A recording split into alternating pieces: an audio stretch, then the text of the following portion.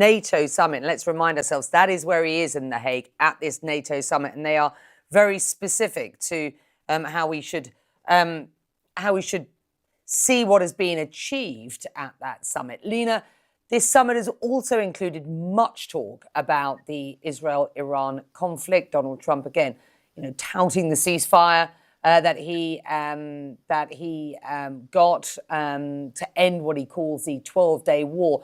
He also said that the US is going to talk to Iran next week. He said, and I quote him here, "We may or may not sign an agreement, but we've already blown up their nuclear," as he describes it. And he said he'd blown it up to kingdom come. What did you gather from that about the US commitment, or lack thereof, of diplomacy moving forward? After all, the US was in the middle of talks with Iran on its nuclear program. Well, what I gather from this very long press conference is two key things. One is President Trump is emphasizing once more that it is the US that is the most dominant actor in this conflict. He has persistently put the US above Iran and Israel. And this is important because this is countering the narrative that some have been peddling about Israel having dragged the US into a war. I think President Trump is showing that that is not the situation at all, that the US is the agenda setter. The second thing that he's doing is that he is now putting the ball in Iran's court. He's basically saying, we've done our job, basically, as the US, and now it is up to Iran to play by the rules that we have set, meaning that Washington has set. And this is why he is not willing to show that the US is in any rush to make an agreement with Iran. He wants Iran to be the one to make the next move.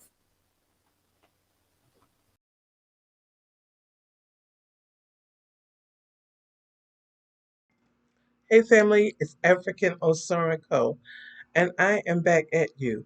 So I'm here to do a video, family, on the strikes that the United States did against Iran. And so they were looking to destroy Iran's uranium stockpiles that they had.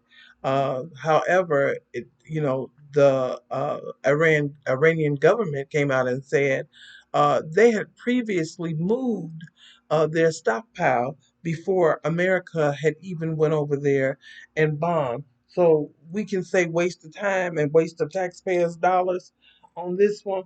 But let me read a snippet, an article about it from CNN, okay? So it says, has Iran's nuclear program been defeated? Key question unanswered as Israel's ceasefire takes hold. From the start of Israel's unprecedented strikes on Iranian targets earlier this month, the aims of the cooperation were made perfectly clear.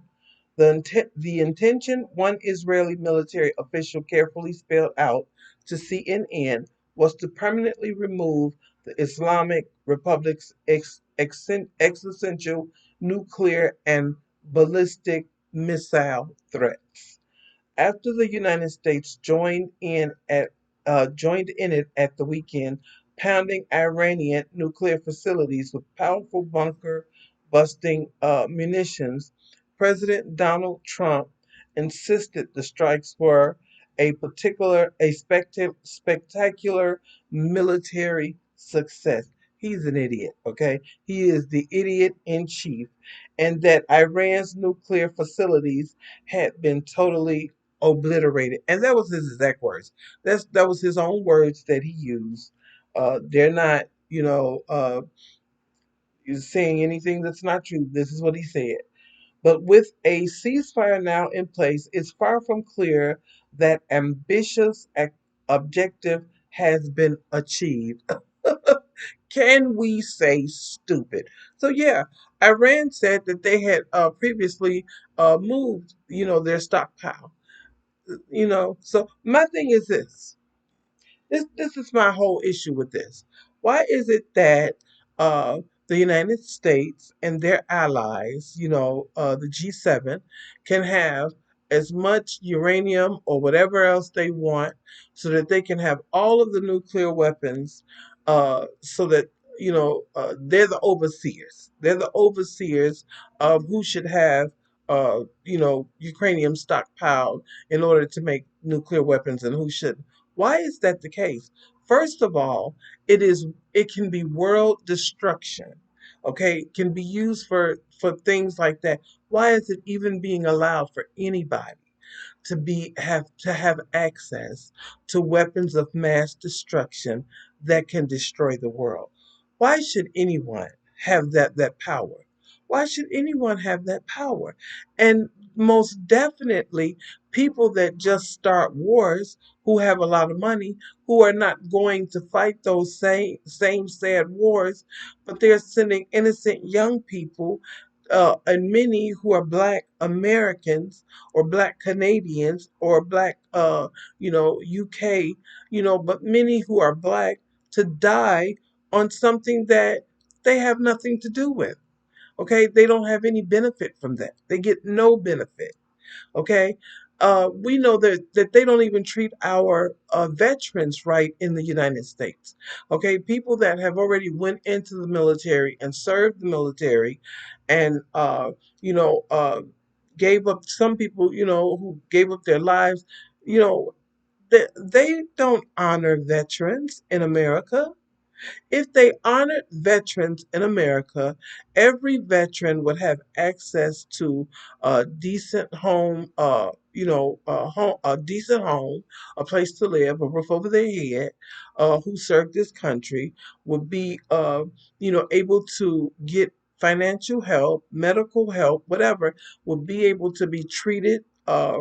In an honorable fashion when they go to these VA hospitals and clinics, but that's not the case. My dad was a military. Okay. I had an ex that was a military. So I can tell you that's not always the case, especially for our Black military veterans. They don't get the fair treatment and equal treatment that they deserve for men that went out there and put their lives too on the line for this country. Many who came back with you know uh, different disabilities, whether it could have been blindness, whether it could have been, losing a limb or something, or whether it could have been something much worse, but they don't get that dignity and just equal rights that they should have, that their counterparts receive. And many of them don't even receive, it truly either, but they receive better than our Black men. You know, I don't believe in young Black people going to fight a war for some crotchety old white man somewhere, uh, God knows where, sitting on some golf course, or sitting somewhere having, luxury drinks or some. I don't believe that Black people should go and fight in the military that does not respect you, that is used against you at every opportunity that they can. When we go out here and protest for just basic equal rights, the military is used against us. So why should we go serve in the military? period. I mean, it's good to go, if you're going to get that experience, take that experience and run with it. And I mean that literally. Take that experience and run with it. Okay? And you can take that any way you want to. Just decipher it. I don't know, chop it up and see. But, so it's very telling that there's only a few countries, that geopolitically they feel are capable of having weapons of mass destruction to cause, an insurmountable amount of damage to anywhere that they would launch those things. It's terrible.